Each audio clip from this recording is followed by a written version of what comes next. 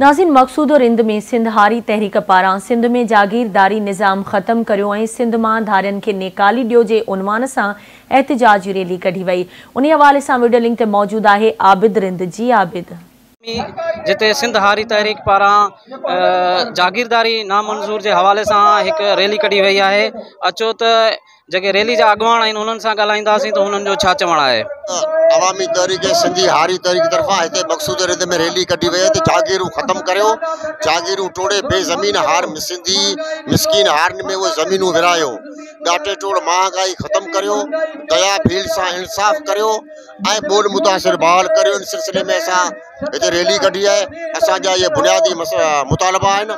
सिंध हुकूमत कश्मीरनि खे, अफ़गाननि खे, बिहार ने बर्मन खे सिंध में घुराए ज़मीनूं पई ॾे, प्लाट पई ॾे, मलक रियाज़ खे ॾे पई। असीं चाहियूं था हिते जो हक़ बुनियादी तौर ते सिंधी माण्हुनि जो आहे, बेज़मीन सिंधी माण्हुनि जो हक़ आहे, उन्हनि खे उहो हक़ ॾिनो वञे ऐं जागीरूं ख़त्म करे ज़मीनूं बेज़मीन सिंधी हारनि में विरायूं वञनि। एतिरो करियो पिया। उन खां अॻु में असां पूरे सिंध में मुज़ाहिरा कया आहिनि। अॼु डिसंबर जो आख़िरी ॾींहुं आहे। असां तव्हांजे शहर में आया आहियूं।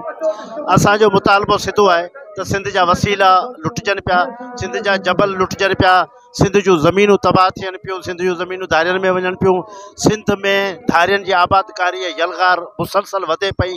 उहो इन जे करे आहे जो छाकाणि त असांजो जेको वॾेरो ऐं जागीरदार असेंबलियुनि में वेठो आहे उहो उन में उहा अहलियत न आहे, उहो करप्ट आहे, उहो हुक्मरानी जे पोयां आहे, उहो कुर्सी जे पोयां आहे। उनखे क़ौम ऐं अवाम जो को बि ओनो न आहे। तंहिं करे हू सिर्फ़ु पंहिंजे इक़्तिदार बचाइण ख़ातिर सिंध ख़िलाफ़ फ़ैसिला करे थो, सिंध जी वहदत ख़िलाफ़ फ़ैसिला करे थो। सॾ ते अॼु मक़सूद रिंद में अॼु जागीरदारी निज़ाम ख़त्म करियो ऐं सरकारी ज़मीनूं हारनि में विरहायो। असल में ॻाल्हि इहा त हारनि सां ज़ुल्म साॻियो ई जारी आहे जेको अॻे खां वठी हलंदड़ आहे। किथे बि निज़ाम में तब्दीली न आई आहे। अहिड़ो निज़ाम जेको पोरियत कंदड़ माण्हू हारनि खे हक़ ई न ॾिए, पोरियत कंदड़ पूरो हक़ बि न ॾिए, अहिड़ो निज़ाम ई न खपे असांखे। ॿियो वरी जेके सरकारी ज़मीनूं आहिनि उहे असांजे सिंधियुनि हारनि विरहायूं वञनि जेको धारनि जे हवाले कनि था। इहो चवणु आहे त सिंध में जेका जागीरदारी निज़ाम आहे उहो मुकमल तौर ते ख़त्म कयो वञे ऐं जेके ज़मीनूं आहिनि ऐं ॿिया जेके धारिया आहिनि हिते आबाद कया पिया वञनि उन्हनि खे निकाली ॾिनी वञे ऐं ज़मीनूं जेके आहिनि उहे हारियुनि में तक़सीम कयूं वञनि। कैमरामैन शहबाज़ अली रिंद सां गॾु आबिद रिंद, आवाज़ TV न्यूज़, मक़सूद रिंद।